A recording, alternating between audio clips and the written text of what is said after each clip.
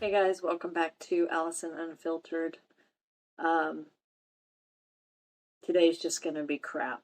I'm just going to tell you that. If you don't want to hear about the hard stuff happening in my life, then you may want to just turn this off. Last week I was, week before last actually, I was pretty pissed off about some things. This week is probably one of the saddest times ever. I think I had made a comment or talked about Kira, one of our dogs, being real sick. Say some prayers for her. And in actuality, we ended up having to put her and her sister down last week. So I'm just going to jump right into this and give you a little backstory before everybody gets real judgy. So if you've listened to my podcast from the beginning, you know about Drake, who was my dog that got hit by a truck in front of me that changed my whole life. I was 19 when that happened, and I can't math in my head, so my husband's probably laughing at me right now when he edits this. But I'm 47 now, and I was 19 when that happened, so in 28 years, well, actually, that's not the case. In 15 years, it took me 15 years to bond with another dog before I allowed myself to love another dog because of the heartache that comes along with losing a dog. So it took me 15 years, and I bonded with Kira very much. It's super weird to be doing this podcast because normally I have to close the doors and close the windows and put a sign on the door and all the things so the dogs don't bark while I'm in during a recording, since we do these at home now. Anyway, it's weird to not have to do all that stuff. And please understand, through this I'm processing still, so that's going to make a difference too in how this goes. Maybe grab a tissue if you need one, if you're an empathetic crier. So Kira was the first dog that I bonded with in a really, really long time since Drake died. And I bonded with this dog like crazy, right? And, we were gone a lot during the day. Both of us worked. We wanted Kira to have someone to grow up with too. Another playmate, not just the boys. So we got Indy about 6 months after. So there's actually family heritage here because my best friend Dixie and I, we went to pick out our dogs from a litter. And she got the runt of the litter, named Sissy, and I got Kira, right? And then Sissy got pregnant with another dog. This is Dixie's dog. Sissy got pregnant with another dog, a lab, and they had puppies, and so that's how we got Indy. So Kira is technically Indy's aunt, okay? If that all makes sense. So, gosh, Kira's been loved for a really long time, and Indy's been loved for a really long time. And they had each other. Indy was always a very nervous dog, very needy dog. Kira was never needy. She was just very independent. And I would say that she probably fit our needs and personalities better than Indy did, but Indy was still very loved. And Indy was the protector of the house, right? Indy would sleep upstairs at the top of the stairs and guard the kids all night. Now, if one of the kids were sick, Kira would not leave their side. If they had fever, she knew it, and she wouldn't leave their side. She would stay with them the whole time. Same with me, same with Danny. So they were our protectors. They were our companions. And they were very special in our home. So last week, or week before last, I talked about how Kira was sick. And she wasn't doing well. She wasn't breathing well. We did a full panel on her. Everything seemed okay except her arthritis, but all the medicine that we tried didn't work. And so we made a decision Wednesday night the 7th of June, that we needed to let Kira go. I had promised. I've watched so many friends and family with dogs that are too old, that suffer, that shouldn't be here anymore, and they're kept here because the humans are selfish, right?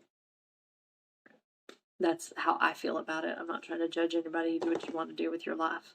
But for me personally, I was not going to let an animal suffer, not a day in their life. There's no reason to, when we can be so humane to put them down. I mean, does it hurt? Yeah, fuck yeah, it hurts, but it's the right thing to do for them, right? And so we knew, because Indy was such a needy animal, and she was Kira's shadow. She went everywhere Kira went. And she was already just a needy, nervous dog, full of anxiety. Anyway, she wouldn't make it without Kira. And Indy already had some issues. You know, Kira's had severe arthritis. Indy had severe arthritis. She was struggling being able to get up and down the stairs. She was struggling being able to get up from a laying down position. She was struggling with some mental cognitive issues.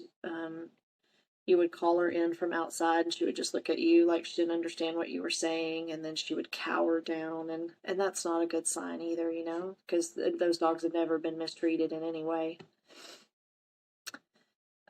So we made the decision that was best for our family as a whole and our dogs.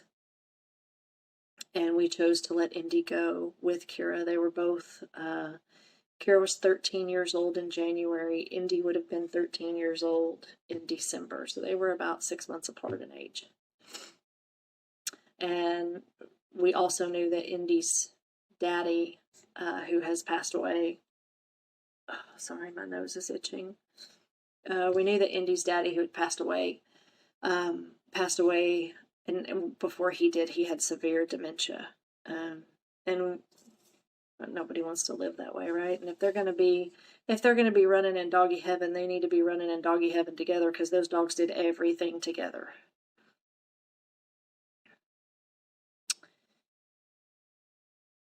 This decision that we made was not easy, and some of you saw my Facebook post, if you follow me on Facebook, about Wednesday night laying in the floor with them with the decision that we had made, and then I spent Thursday all day on the floor with them, and Kira, she wouldn't eat, she couldn't keep things down. I was barely getting her to drink Gatorade. She was still pottying some, but she just had this look on her face like she just laid there, and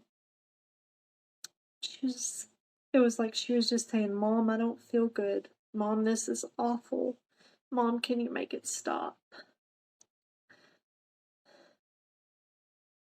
So I laid with her all Thursday. My Aunt Jan came over with Bob, and they loved on him.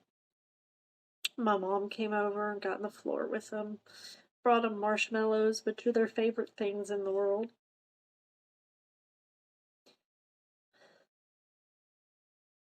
Oh, y'all, my heart.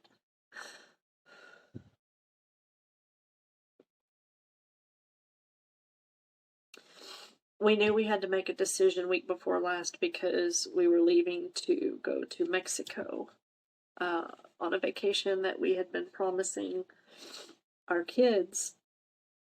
It was actually their high school graduation gift. And we didn't get to go because COVID shut the whole damn world down right after they graduated. And then we went, we were going to go take them on the cruise that we earned with Xyngular, and we ended up turning the cruise down because they required vaccines, and our family's not putting that shit in our bodies. So we turned it down. And we just couldn't foresee leaving the dogs with our friend, and leaving that decision up to her and letting Kira suffer even more while we were gone. And then we couldn't foresee Kira passing away and Indy losing Kira, and then us going out of town for a week. I mean, it was just, all the signs pointed to Thursday, that was the day. And Danny was going out of town Friday, and Kira was suffering. She wasn't breathing well. you know, about 30 minutes before we left to go to the vet, one of the things that she loved to do was lay in the sun. She loved to swim with me. But she went and laid by the pool for like 10 minutes. And it was really hot. She got hot fast, so she got up and she struggled getting up. But she got 10 more minutes in the sun, and I know she's laying in the sun in doggy heaven.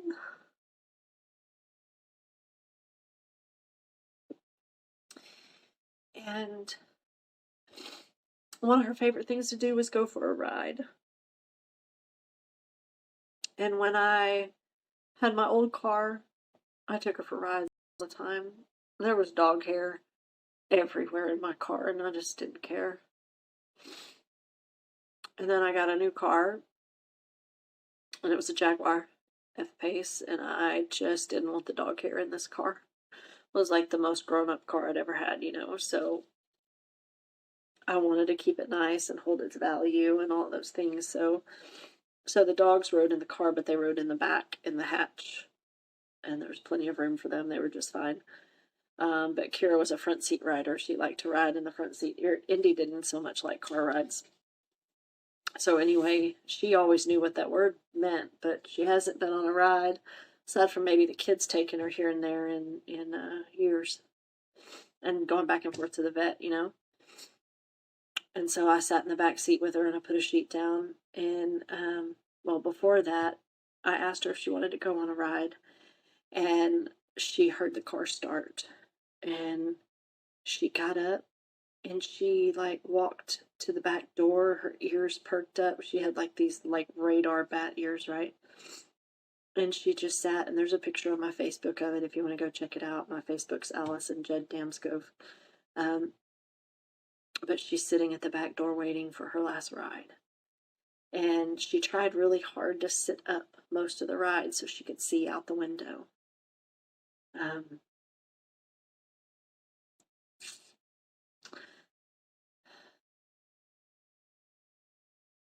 I know I made the right decision. I know that we as a family made the right decision. Our boys were there in different ways. Some of them could be there for it, some of them could not. Danny did not stay in the room when they put them to sleep, but Brighton and Gage stayed with me in the room. Man, my boys are die hard for their mama. You know, I mean, I get it. Colin doesn't. He wants to remember them how they were. Danny's the same way. Jacob helped in a different way. He stayed home and got their beds cleaned up and all the things, all the dog things, got all the dog things out of the house because it's just better for me that way. But man, my ride or dies, Brighton and Gage, they didn't leave my side, and they didn't leave those dogs' side until they were asleep and crossed over.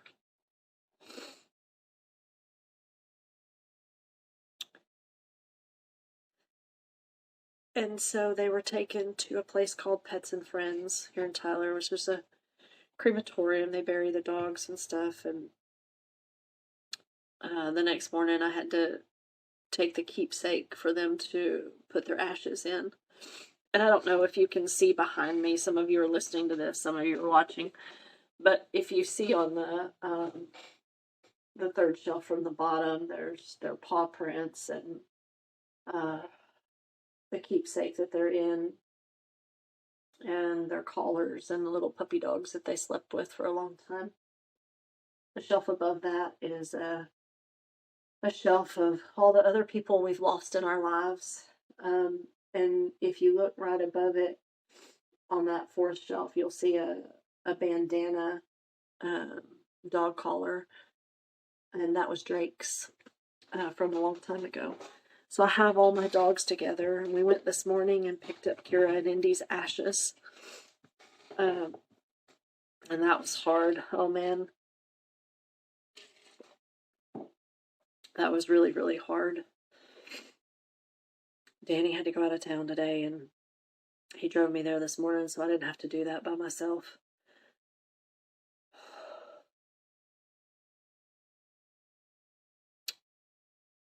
But this house is so quiet. You know, I miss my entourage following me into every room and everywhere I went. I miss Kira sitting outside the bathroom door when I'm taking a bath, even though she knows she's not supposed to be there. She's there. Like, she was totally my dog, you know. And she was Brighton's dog for a long time. When Brighton lived here, she stayed up Brighton's ass 24/7. But after he left, she stuck with me all the time. It's hard to have something for 13 years and then all of a sudden it's gone. And I thought we had more time with them. I wish I would have taken her on more rides. I wish I would have taken her on more walks. But they were such good dogs. And we were so lucky that they loved us back and protected us, you know. But I miss my babies a whole lot. Gosh, I miss them a lot. I still tell them good night every night when I shut the blinds. I just say, good night, girls. I know they can hear me in heaven. I still have Toothless, you know, I can get him out and hang out with him, and he's really cool. But eventually he'll be gone too, you know. Gage is going to move out this next year, and it's going to be really quiet here when Danny's gone.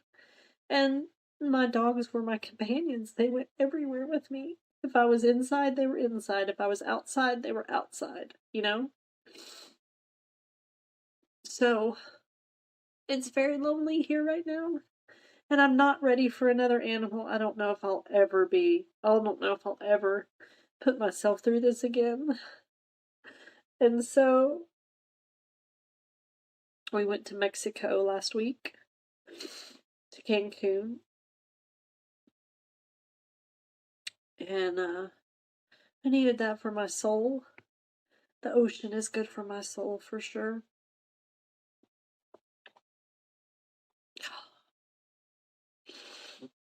Sorry, y'all. Actually, I'm not sorry. I'm not sorry at all. It's okay for me to be this sad about my dogs. There's just a lot of hard stuff happening in our world right now. And you know, the dogs passed away on June 8th, and June 9th was Nana's birthday, my grandmother. It was her first birthday here without her here, you know. So I just told myself that, you know, I sent the girls to her for her birthday, you know, because she loved the dogs too. But so that it was just a big whopper, a big woozy, you know, like everything all at once. And then, you know, I talked about my Aunt Jan and my Uncle Bob were over here, and Bob's, you know, he's only like 65, 66 years old. He's suffering from severe dementia. I mean, Alzheimer's. I think he's in stage 6 at this point, and there's 7 stages. And so he kind of knew what was going on too, but he's going into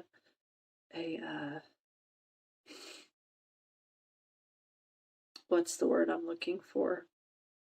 He's going into a facility that has oh gosh, I can't even think of the word. A memory care facility. So he goes to that tomorrow. And that's hard, right? Because, I mean, Bob's been around since I was a kid. And my aunt, you know, she's 4'11" and has a motor mouth. And she's one of my favorite aunts ever. And, you know, she's struggling with this too. It's so hard to watch. It's hard to watch her lose her husband, you know. They were high school sweethearts. And Bob was just a good guy. He was just a good dude. He was always kind.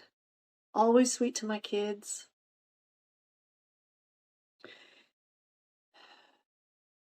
And then we have Mom's surgery coming up in a couple of days. She's having a hip replacement. So if you guys could say some prayers for Jan and Bob and for my mom, Gina, that would be great. I know she's going to do fine in the surgery. The recovery's more, you know, we just need her to heal fast and be out of pain. That would be really helpful.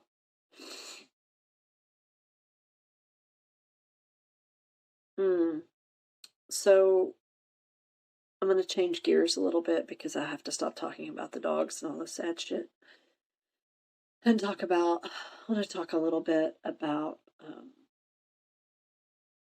Mexico. It was good. We went to the Planet Hollywood Resort, the adults only side. Um, it was a pretty facility, but I would not go back there. And had we not have paid for that on Danny's Marriott points, and we'd have paid cash for that, I would have been livid because the food was horrible. Like the last 2 days we were there, we found decent food finally. The service was subpar at best. I mean, the people were nice, but I guess we're just so used to, I'm going to sound like such a snob here, but I don't care. We're so used to traveling with Xyngular as, like 5-star travel and all the I's dotted and the T's crossed that to do that trip on our own was just, I don't know, it wasn't the same. It wasn't the same. Just the little things, all the little touches that made a difference, right? And food's a big deal, right? When you have 2 teenage boys that don't even want to eat because the food's gross and they don't even eat the bread because the butter's so nasty that they can't put butter on their bread, so they don't even eat it. I mean, that was the kind of stuff we were dealing with. The desserts were gross. I mean, I don't know where they come up with some of that stuff or why they think people want to eat that crap, but ugh, it's grody. I mean, it's hard to screw up an omelet, right? So breakfast was pretty good every morning. But Danny and I got some good time walking on the beach. Gage was sick for a couple of days there, so that wasn't cool. I think it was like $60 in the hotel gift shop for Dramamine, Pepto-Bismol, and goldfish. I think it was $16 for a bag of goldfish. Unbelievable.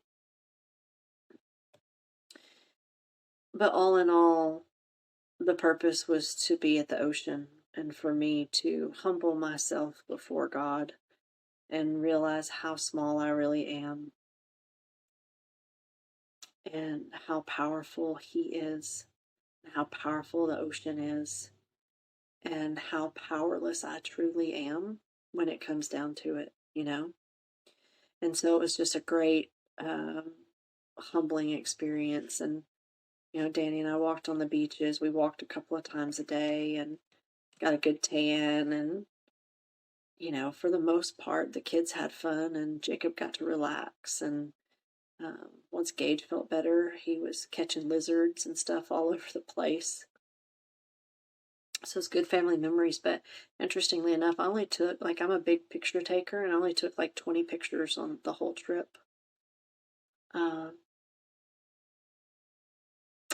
tell you a little secret that I didn't know. We flew on Sun Country because the flights on American, it was like $1,000 a person to go to Mexico, which is the stupidest shit I've ever heard. I mean, you used to be able to fly to Mexico for like $250, right? And not really that long ago. So we went ahead and went with Sun Country because it was only $600 a person, and the flight there was fine. It wasn't a big deal. But the flight home, it's just a different caliber of people, caliber of people that are, I don't know, on the cheaper flights, maybe, I guess. I don't know. But there were these guys that were sitting in front of us, and they were probably, 14 to 18 years old, maybe a little bit older than that. But y'all, and I say this as nicely as possible, no one wants to hear what's on your phone. Get your headphones and put them in. And if you don't have headphones, don't turn on your phone, right? Nobody wants to hear it. Nobody, I don't care how cute you think your young kid is, nobody wants to hear their cartoons on their LeapPad or their iPad or whatever it is they have. I don't care if it's a 2-year-old, get them headphones because no one else wants to listen to that. And it's absolutely freaking rude to assume that you're not bothering other people because it's your kid, okay? Etiquette. Please be respectful of other people around you. That's all. That's all we ask. Just a quiet flight. close your freaking, your windows, let everybody sleep, let everybody relax, let everybody unplug and unwind. And, so sometimes that's the only place we get to do that. I'm a reader on a plane, so I like to read. It's nice when things are quiet. But don't be that asshole that blares their phone watching videos and laughing and bumping the chair. And I mean, just don't. And then the thing is, I said something to the flight attendant, and she looked at them and she looked at me and she goes, "They're not listening to anything right now." And I was like, "Do you think I would have called you over here if it was just right now?" And then finally, when the plane landed, here's a little secret about Sun Country. They don't land you back at the terminal where they pick you up from. They land you in the middle of the tarmac next to the Spirit flights, and you get some stairs to climb down and a bus that takes you to the terminal. What? Seriously? Like, that wasn't in... That didn't say that anywhere on our flight tickets or anything when we booked that. So yeah, that wasn't cool. So just be prepared. If you fly Sun Country, you're gonna be dropped off in the runway area. Okay. Rain, sleet, snow, or shine. That was interesting to know. But we made it back from Mexico. We made it safe. Sunday was Father's Day. We had a nice quiet day. I know Father's Day is really hard for a lot of people, even me. But don't forget about the people who are there for you, even though that's not who you want to be there for you. Because those people love you too, and they try really, really hard. And when you don't show up for them, it's hurtful. Think about other people's feelings too, not just yourself. That's just me personally. So, I actually posted something on my Facebook that said, "Happy Father's Day to all the real men out there. Deadbeats, sit down. We'll celebrate you on April Fool's Day." That's some funny shit. I'm going to send Mike and Shane a message on April Fool's Day telling them Happy Father's Day. Oh, gosh.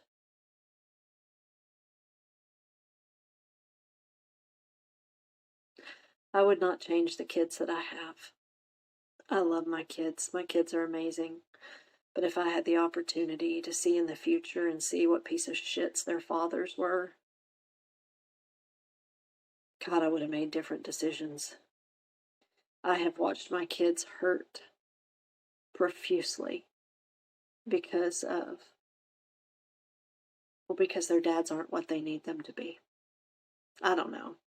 It's hard to watch all the, see all the stuff on Facebook, Happy Father's Day to the greatest man in the world, my daddy raised me, and, pictures of you sitting on your dad's lap when you were a little kid and, growing together and all of that. I didn't have that either, I didn't have any of that. I think there's like 2 pictures ever of me and my dad in the history of my, childhood. It's hard. It's hard to see that. It's hard to watch that. People that have lost their dads. Mother's Day and Father's Day, I think, are just a crock of shit, honestly. It's just a Hallmark holiday. But it's a good way to make people feel lonely real fast. And sometimes it's a good day to make people feel really special, but to be honest with you should always make your mother and father feel special if they're special to you. Shouldn't be just one day for that.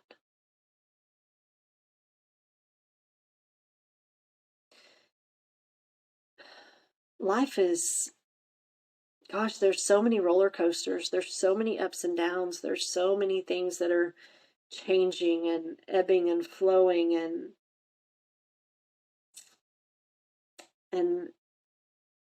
it sucks sometimes. Sometimes life's really, really great, and sometimes it just sucks. And right now I feel like it's sucking the freaking life out of me. Seriously.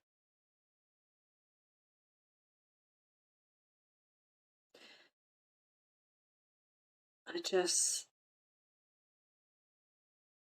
I don't know what I want.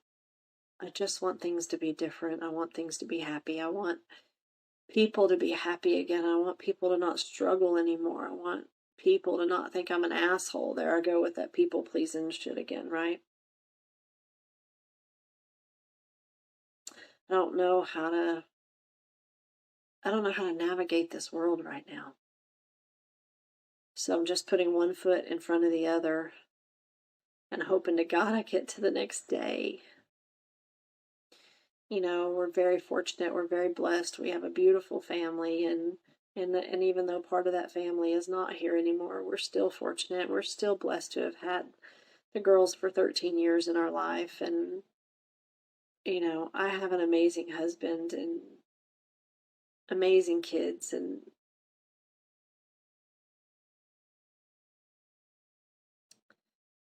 I am thankful.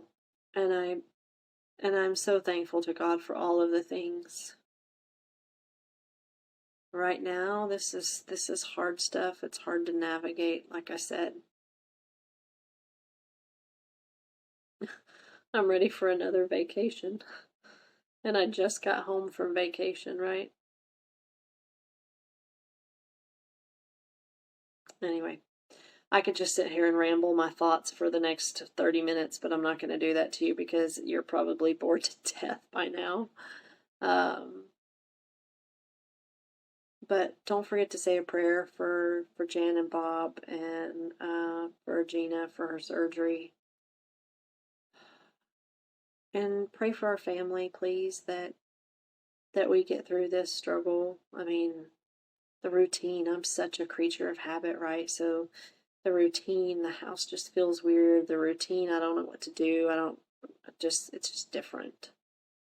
And I know I'll get used to it, and I know it'll be the new norm, but I just can't freaking believe that this is my new norm right now. I miss my dogs. And I had people like offering me free dogs and stuff on Facebook, and here I found these puppies, and that's really sweet. But I'm not ready. You know, my dad's like, well, the thing you need to do is you need to go get more dogs. And I'm like, man, I've had responsibility since I was 21 years old.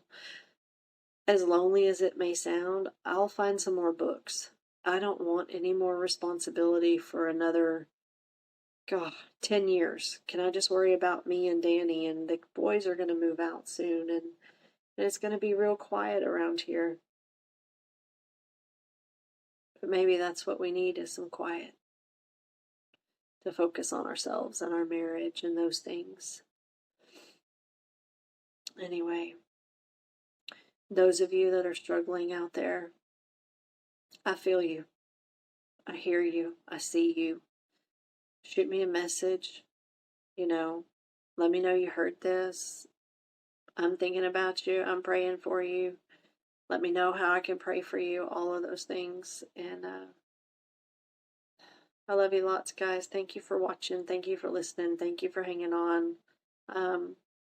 If you know anybody that would be a really great guest on here, please let me know. Someone that has a story of, you know, overcoming and struggle and transformation and all of the things. I'd love to interview them, okay? Love you lots. Peace out, homies. See y'all later.